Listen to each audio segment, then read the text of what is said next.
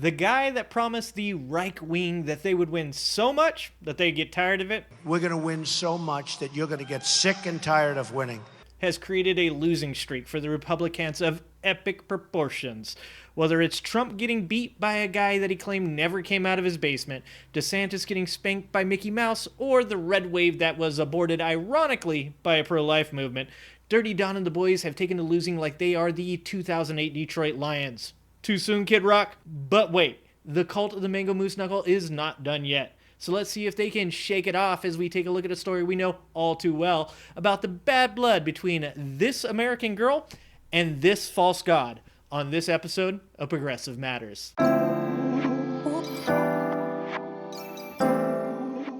Nothing says I'm a masochist addicted to losing like picking a fight with the world's largest pop star and her army of over 500 million followers. But are we really surprised?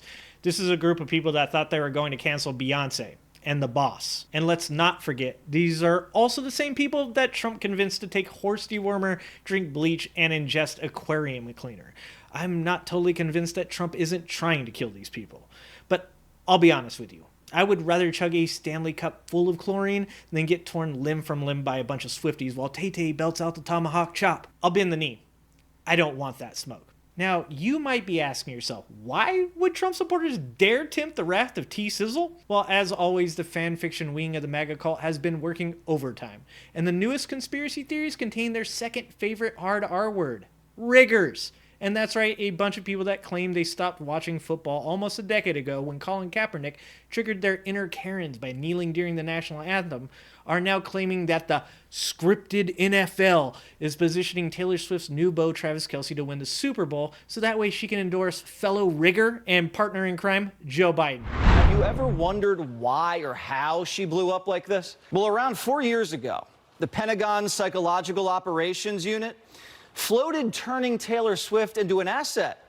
It's like hundreds of thousands of young Taylor Swift fans all of a sudden registered to vote. I wonder who got to her from the White House or from wherever. America's pop star celebrity sweetheart joins forces with the top dog in the NFL, playing for the team that's going to the Super Bowl. I mean, let's be real here. This is bread and circuses on steroids. Major League Sports, in and of itself, is nothing but a psyop. Sure seems like something that is like concocted in order to accelerate the fame of these two people, get them to the Super Bowl, the largest screens on earth, get maybe like a proposal after the game. This is what I think is going to happen. There's going to be like some type of proposal. Now, Taylor Swift already came out and supported Biden 4 years ago, but let me get this right. A bunch of wealthy white football team owners, some of whom are friends of Donald Trump, have all agreed to rig a football season so the guy who wants to tax the shit out of them can win re-election. I think these people might still be high on horse dewormer.